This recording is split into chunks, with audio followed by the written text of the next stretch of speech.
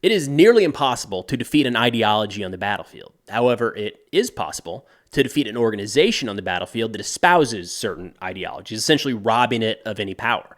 That's essentially what Israel is going for right now in Gaza. Right? They're not trying to eliminate the ideology behind Hamas. They're trying to eliminate Hamas, removing any sort of power from the ideas that prop up that organization. So today we're going to talk about 6 ways in which Israel can effectively defeat Hamas in Gaza, as well as a few recommendations on how to get there sooner rather than later. Now, we're basing this off an article in Foreign Affairs written by Audrey Kurth Cronin in their July and August edition. So lucky us, we're getting to look into the future a little bit, where she says she assembled a data set of 457 terrorist campaigns and organizations stretching back 100 years and identified 6 primary ways in which terrorist organizations end. Some of these kind of make sense. Some of these we've seen play out over the years. Others, maybe a little less likely.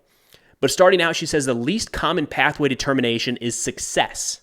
A small number of groups cease to exist because they achieve their goals. The only way Hamas could succeed is achieving its goal of the complete liberation of Palestine from the river to the sea would be if Israel so undermined its own unity and integrity that it destroyed itself.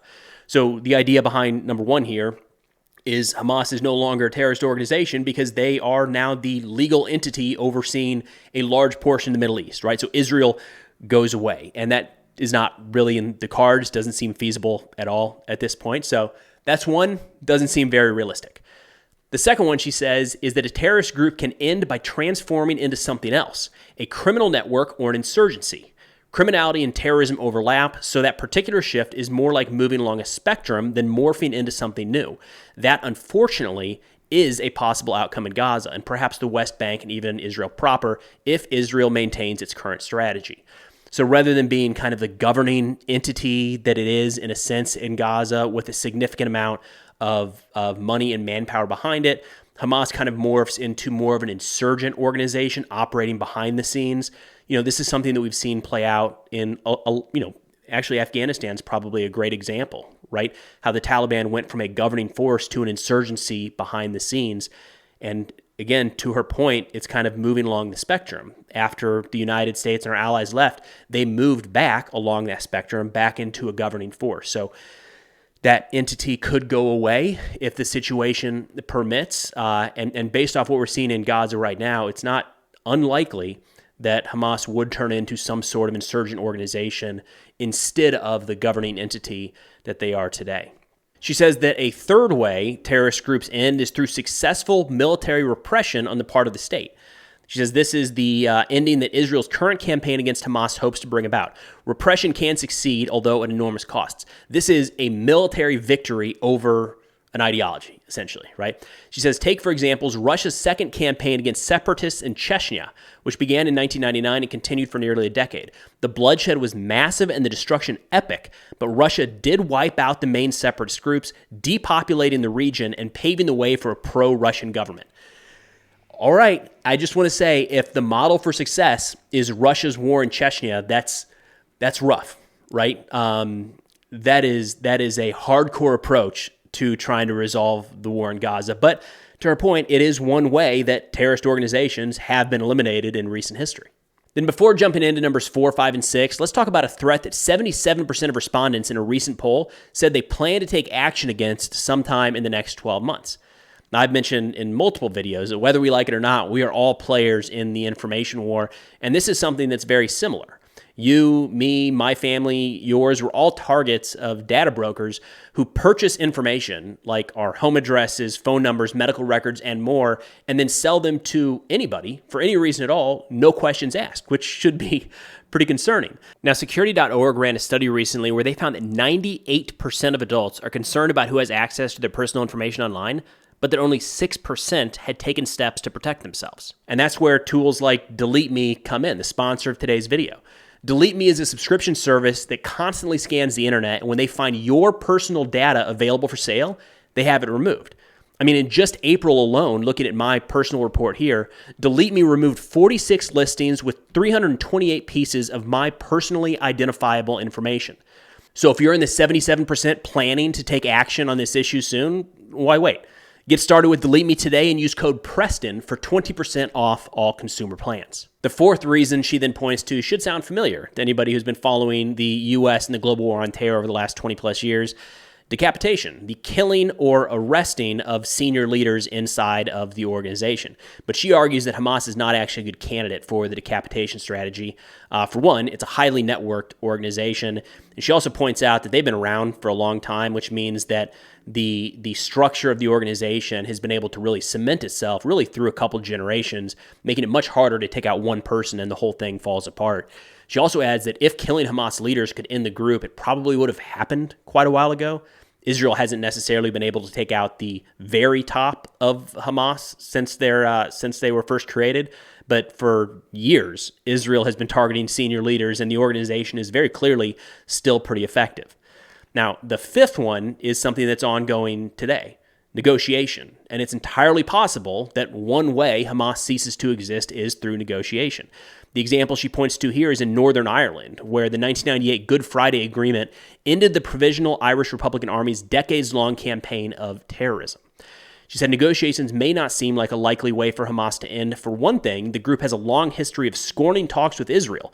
Still, Hamas and Israel have conducted negotiations in the past, and those negotiations are ongoing today. It's been a major aspect of this war from very early on.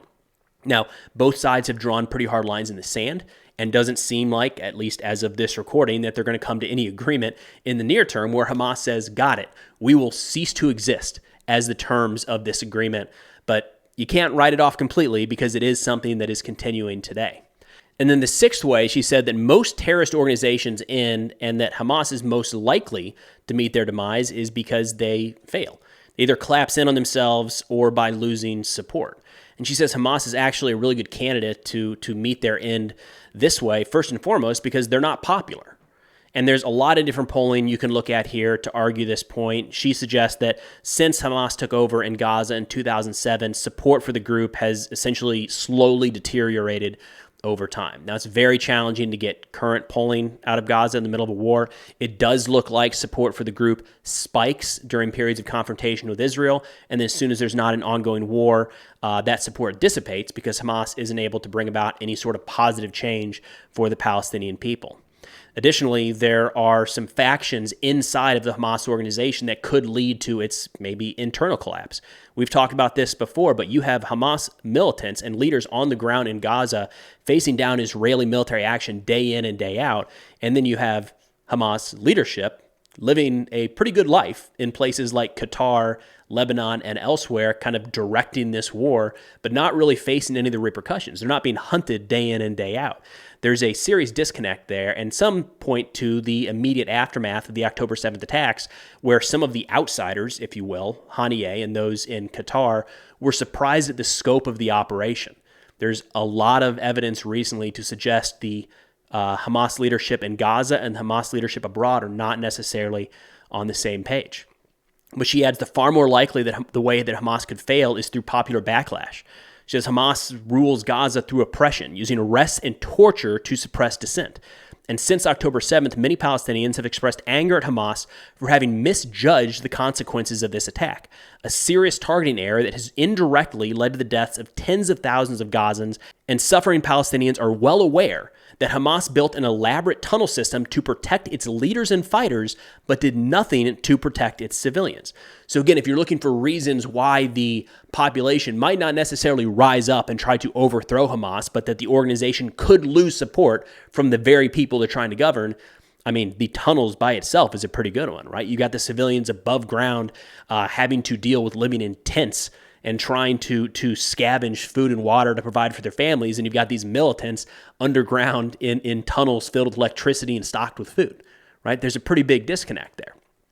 Now, in terms of what Israel could do to try to bring about this collapse of Hamas sooner, she says Israel should be doing everything in its power to give Palestinians in Gaza a sense that there is an alternative to Hamas and that a more hopeful future is possible. Instead of restricting humanitarian aid to a trickle, Israel should be providing it in massive quantities. Instead of merely destroying infrastructure and homes, Israel should also be sharing plans for rebuilding the territory in a post-Hamas future.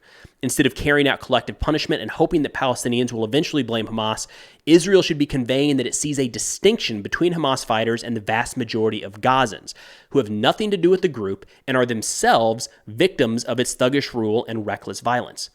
Look, the optimistic side of me says that could work, right? It's essentially trying to win over the Palestinian people, not even to the point where they are supporting Israel, not by a long shot, but just to show a glimmer of hope. And there's things that Israel could do, again, pushing in, not just allowing in more humanitarian aid, but flooding Gaza with humanitarian aid in a way that Hamas is not able to do, showing the reconstruction plans of what Israel will help with in certain portions to rebuild hospitals, mosques, schools, public housing, whatever it might be. Those are things Hamas cannot do. So if Israel takes up this mantle of showing they're caring for the Palestinian people in areas that Hamas cannot, it's a possibility that the organization, Hamas, continues to lose support as this war continues to grind on. And then she wraps up by saying Israel still seems unlikely to defeat the group, but it can still win by helping Hamas defeat itself. And, interested in your thoughts, I feel like she's onto something here, right? Opening up kind of some new pathways to try to further the divides inside of Hamas itself, as well as between Hamas and the Palestinian people.